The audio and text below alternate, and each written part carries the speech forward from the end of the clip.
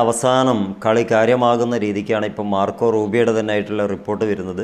അദ്ദേഹം പറയുന്നത് ജനീവ കരാർ അല്ലെങ്കിൽ ജനീവ ചർച്ച എവിടെയും എത്താതെ പിരിയുകയാണെങ്കിൽ പിന്നെ ഒരു ചർച്ചയ്ക്ക് അധ്യായം ഉണ്ടാവില്ല, ഒരവസരം ഉണ്ടാവില്ല. ഞങ്ങളുടെ രാജ്യം അഭിമാനത്തോടുകൂടെ ഇത്രയും നാൾ ചർച്ചയ്ക്ക് വേണ്ടി കാത്തിരുന്നു. മാത്രമല്ല അവർ വിളിക്കുന്നിടത്ത് അഥവാ തുർക്കിയിൽ നിന്ന് ഒമാനിലേക്ക് മാറ്റി അഥവാ മസ്കത്തിലേക്ക് മാറ്റി, എന്നിട്ട് അവിടെ ചർച്ച ചെയ്തു. വളരെ കാര്യമായ വലിയ പ്രതീക്ഷയോടുകൂടെയായിരുന്നു ഞങ്ങൾ വന്നത്. അവിടെ നിന്നും ഞങ്ങൾ നിരാശരായിട്ട് പോയി. ഇനി ജനീവ കരാറ് കൂടി കഴിഞ്ഞിട്ട് ഇനിയും നമ്മുടേതായിട്ടുള്ള ലോകസമാധാനത്തിന് വേണ്ടി ഇറാൻ സമ്മതിക്കുന്നില്ല എങ്കിൽ ആയുധബലം പരീക്ഷിക്കുക തന്നെ ചെയ്യേണ്ടി വരും എന്നുള്ള പരോക്ഷമായിട്ടുള്ള ഒരു സംസാരമാണ് മാർക്കോ റൂബിയോയുടേതായിട്ട് വരുന്നത്. അതിൽ നിന്ന് ഒരു മീഡിയയ്ക്ക് മീഡിയയ്ക്ക് ബൈറ്റ് കൊടുക്കുന്നതിനിടയിലാണ് കാര്യങ്ങളൊക്കെ അദ്ദേഹം പരോക്ഷമായിട്ട് വ്യക്തമാക്കുന്നത്.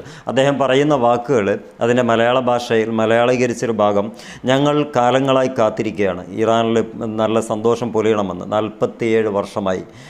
പഹലവിയുടെ കാലഘട്ടത്തിന് ശേഷം ഇറാൻ ജനത വളരെ പ്രയാസത്തിലും ദുരിതത്തിലുമാണ് കഴിഞ്ഞുകൂടുന്നത്. മാത്രമല്ല അവിടെ ഉള്ള ഭൂസ്വത്തുകൾ അല്ലെങ്കിൽ അവിടുത്തെ എണ്ണപ്പാടങ്ങൾ ഒരുപാട് ആളുകൾക്ക് ആവശ്യമുണ്ട്. അത് പൗരന്മാർക്ക് വിറ്റ് കിട്ടേണ്ട തുക കൊണ്ട് നല്ല രീതിക്ക് ജീവിതം മുന്നോട്ട് പോകണം. അതിനാവശ്യമായൊരു ഗവൺമെൻറ് അവിടെ വരണം. അതിനു വേണ്ടിയിട്ടാണ് ഞങ്ങളുടെ ശ്രമം അങ്ങോളം ഇങ്ങോളം ഉണ്ടായത്. പക്ഷേ നിരാശ എന്ന് പറയട്ടെ, അവരുടെ ധാർഷ്ട്യത കൊണ്ട് ഒരു ചർച്ചയും വിജയം കണ്ടില്ല. അവസാനമായിട്ട് ജനീവയിൽ ഞങ്ങൾ ഒരുമിച്ച് കൂടുന്നുണ്ട്. അവിടെയും ചർച്ച ചെയ്യപ്പെടുന്നു. ഇനിയും പ്രതീക്ഷിക്കുന്നത് ആ ചർച്ച വിജയിക്കുമെന്നാണ്. പക്ഷേ ഇറാൻ ഭരണകൂടം ഒരു ഇസ്ലാമിക് നാസിസമാണ് എന്നാണ് ഞങ്ങൾ മനസ്സിലാക്കുന്നത്. അതുകൊണ്ട് തന്നെ ആ ചർച്ച എത്ര കണ്ട് വിജയിക്കുമെന്നുള്ള പ്രതീക്ഷയും ഞങ്ങൾക്കില്ല. രണ്ടും പറയുകയാണ്. വിജയിക്കുമെന്ന് പറയുന്നു, ഇസ്ലാമിക നാസിസത്തിൻ്റെ ഭാഗമായിട്ടാണ് ആ രാജ്യത്തെ ഞങ്ങളിപ്പോൾ കാണുന്നത്. അതുകൊണ്ട് ആ ചർച്ചയെ വിജയിപ്പിച്ചെടുക്കുക എന്ന് പറയുന്നത് അസാധ്യമാണെന്നാണ് മാർക്കോ റൂബിയോയുടേതായിട്ട് പറയപ്പെടുന്ന റിപ്പോർട്ടിലുള്ളത്. അപ്പോൾ എന്താ ഇതിൽ നിന്ന് വരുന്നത്? ഈ ചർച്ച, ജനീവ ചർച്ച വളരെ നിർണായകമാണ്. ആ ചർച്ച ഇനിയും അത് ഫലം കണ്ടിട്ടില്ല എങ്കിൽ ഞങ്ങളുടെ ആയുധ സംവിധാനങ്ങളൊക്കെ ബൃഹത്തായിട്ട് തന്നെ എല്ലാ മേഖലകളിലും സംവിധാനിച്ചു കഴിഞ്ഞിരിക്കുന്നു. അത് ഈ ഇറാന് നന്നായിട്ട് അറിയുകയും ചെയ്യാം. എന്നിട്ടും ഞങ്ങളെ ഈ സമാധാന പ്രവർത്തനത്തിന് നല്ല രീതിക്ക് സഹകരിക്കുന്നില്ല എങ്കിൽ അവരനുഭവിക്കേണ്ടി വരും എന്നുള്ളതാണ്. പക്ഷേ ഇതുമായി ബന്ധപ്പെട്ട ഇറാൻ്റെ ഭാഗത്തുനിന്ന് ഒന്നും ഒരു പ്രതികരണം ഇതുവരെ വന്നിട്ടില്ല. ഈ മാർക്കോ റൂബിയോ എന്ന് പറയുന്നത് ചില്ലറക്കാരനല്ല, അത് സ്റ്റേറ്റിൻ്റെ ഏറ്റവും പ്രധാനപ്പെട്ട ആളും കൂടിയാണ്, അഥവാ അമേരിക്കയുടെ. അദ്ദേഹത്തിൻ്റെ വാക്കുകൾ തള്ളിക്കളയാൻ കഴിയില്ല. അദ്ദേഹത്തിൻ്റെതായിട്ട് സ്വന്തം അഭിപ്രായങ്ങൾ ഈ മേഖലകളിൽ ഈ വിഷയങ്ങൾ പറയുമെന്ന് നമുക്ക് വിചാരിക്കുകയും വേണ്ട. അതുകൊണ്ട് തന്നെ ജനീവ കരാർ എന്ന് പറയുന്നത് അവസാനത്തെ ഡെഡ് പോയിൻ്റ് ആയിരിക്കും, അഥവാ ഡെഡ് ലൈൻ ആയിരിക്കും. അത് കഴിഞ്ഞാൽ പിന്നെ ആയുധ പരിശീലനം അല്ലെങ്കിൽ ആയുധ പ്രയോഗം ആയിരിക്കും എന്നുള്ളത് പരോക്ഷമായി പറഞ്ഞു വെക്കുന്നുണ്ട്. അഥവാ ഇനി റമദാൻ മാസം കാത്തിരിക്കുന്നു എന്ന്. ഇതൊക്കെയാണല്ലോ ജനീവ ചർച്ചയുമായിട്ട് മുന്നോട്ട് പോകുന്നത്. ഈ പഴയകാല സ്കൂളിൽ പഠിക്കുമ്പോൾ ജനീവ കരാറിനെ കുറിച്ച് നമ്മൾ പഠിച്ചതുകൊണ്ടാണ് ഈ കരാർ ആ കരാറിലേക്ക് എത്തിയിട്ടില്ല. പുതിയ കരാർ ഒരുപക്ഷെ അവിടെ ഉണ്ടാകുമോ ഇല്ലയോ എന്നൊക്കെ കാത്തിരിക്കേണ്ടി വരും. മൊത്തം എടുത്തു നോക്കുകയാണെങ്കിൽ മാർക്കോ റൂബിയാണ് ഇപ്പോൾ ഡീൽ ചെയ്യുന്നത് കാര്യങ്ങളൊക്കെ. ഇന്നലെ പറഞ്ഞതും മാർക്കോ റൂബിയോ, ഇന്നലെ പറഞ്ഞത് നമ്മൾ ആ വീഡിയോയിൽ തന്നെ പറഞ്ഞിട്ടുണ്ടായിരുന്നു, ആയത്തുള്ള ഖാംനയെ എവിടെയാണോ വിളിക്കുന്നത് അവിടെ ഞങ്ങളുടെ പ്രസിഡന്റ് സാക്ഷാൽ ഡൊണാൾഡ് ട്രംപ് വന്ന് ചർച്ചയ്ക്കിരിക്കും.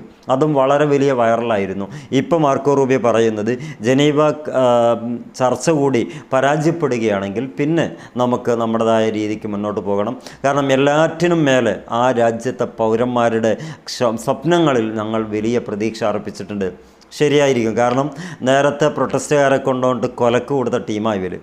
അതിൻ്റെ ഇടയിൽ ഒരു യൂട്യൂബർ അല്ലെങ്കിൽ സോഷ്യൽ ഇൻഫ്ലുവൻസർ പറയുന്നുണ്ട്, നിങ്ങൾ ഞങ്ങളെ ഗോതയിലേക്ക് ഇറക്കി വിട്ടു, ഞങ്ങൾക്ക് കിട്ടാവുന്നതിലും അപ്പുറവും കിട്ടി, എന്നിട്ട് നിങ്ങൾ വരാമെന്ന് പറഞ്ഞിട്ട് വന്നില്ലല്ലോ, ഒന്നങ്ങോട്ട് ഇങ്ങനെ തുടങ്ങാതിരിക്കുകയാണെങ്കിൽ നിങ്ങൾ വഞ്ചിച്ചു, അതുകൊണ്ട് ഞാനങ്ങ് തൽക്കാലം പോയി കളയാണ്.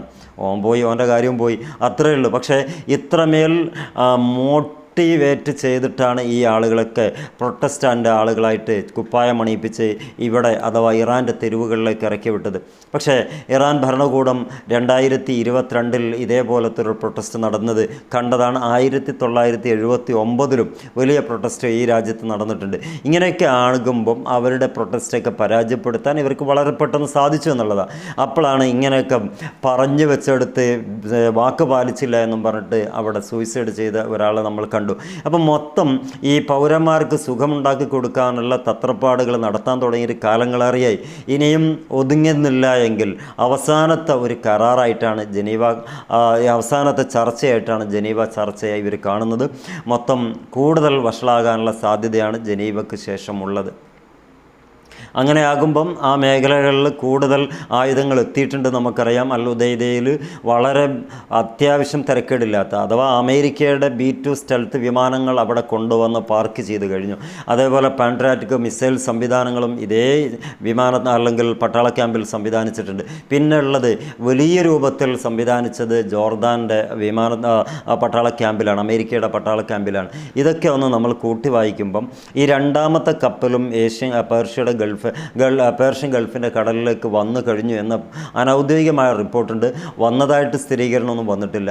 അങ്ങനെ വന്ന് അതെല്ലാം സെറ്റായി കഴിഞ്ഞാൽ പിന്നെ ഒരു കരാർ എന്ന പേരിൽ ഒരു ചർച്ച അവിടെ നടക്കും. അത് തോൽക്കണമെന്ന് തന്നെ ആയിരിക്കും അമേരിക്കയുടെ പക്ഷം. കാരണം എന്നാലേ ഇത് അടികൂടാൻ പറ്റുള്ളൂ. അങ്ങനെ കൊണ്ടുവന്ന് അവിടെ തീറ്റും ചെലവും കൊടുത്ത് ഒരുപാട് ദിവസമായി, ജനുവരി 24-ാം തീയതിയാണ് അബ്രഹാം ലിങ്കൻ വന്നത്.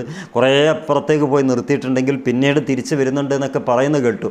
എന്താണെങ്കിലും ഇപ്പം നിലവിൽ ഒരു യുദ്ധാന്തരീക്ഷം അവിടെ ഉണ്ട് എന്ന് തള്ളിക്കളയാൻ പറ്റാത്ത രൂപത്തിൽ പറയാൻ കഴിയുന്നുണ്ട്. അത് പേടിക്കാനോ പേടിപ്പിക്കാനോ അല്ല. അവിടെ ഇവരുടെ തന്ത്രപരമായിട്ടുള്ള നീക്കങ്ങൾ നമ്മൾ ചർച്ചയിലൂടെ കേൾക്കുമ്പോൾ നമുക്ക് തോന്നുന്ന കാര്യം ഇവിടെ പറയുന്നു എന്നേ ഉള്ളൂ. കാരണം അനലൈസ് എന്ന് പറയുന്നത് എല്ലാം വ്യക്തമായി എന്നതിലുപരി ആ പറഞ്ഞതിൽ നിന്ന് മുമ്പ് പറഞ്ഞതിലേക്ക് കൂട്ടിമുട്ടിച്ച് നമ്മൾ എന്താണോ കണ്ടെത്തുന്നത് അത് പറയുക എന്നുള്ളതാണ്. ആ പഠനമാണ്, അല്ലെങ്കിൽ ആ ഒരു അനലൈസാണ് നമ്മൾ ഈ വീഡിയോയിലൂടെ പറയാൻ ആഗ്രഹിക്കുന്നത്. അത് വെച്ച് നോക്കുകയാണെങ്കിൽ കൃത്യമായി ഇവരുടെ അടിയുടെ എല്ലാ ഭാഗവും ക്ലിയറായി അടുത്തിരിക്കുന്നു എന്നാണ് നമുക്ക് വ്യക്തമാകുന്നത്. അത് അനൗദ്യോഗികമായിട്ട് അവർ പറയുന്ന ഒരു കാര്യം കൂടിയുണ്ട്.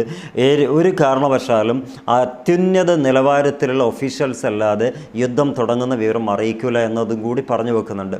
അഥവാ സെക്കൻഡുകൾ കഴിഞ്ഞാൽ, യുദ്ധം തുടങ്ങിയ സെക്കൻഡുകൾ കഴിഞ്ഞാൽ ഈ സെക്കൻഡ് ലെവലിലുള്ള ഒഫീഷ്യൽസ് അറിയുള്ളൂ എന്ന ലെവലിലാണ് ഈ കാര്യങ്ങൾ നീക്കിക്കൊണ്ടിരിക്കുന്നത് എന്നതും റിപ്പോർട്ട് ചെയ്യപ്പെടുന്നത്. അതെന്തുകൊണ്ട് ചോർച്ച വരാതിരിക്കാനാണ് എന്നാ പറയുന്നത്. അതിൻ്റെ ന്യായം അത് തന്നെയായിരിക്കും.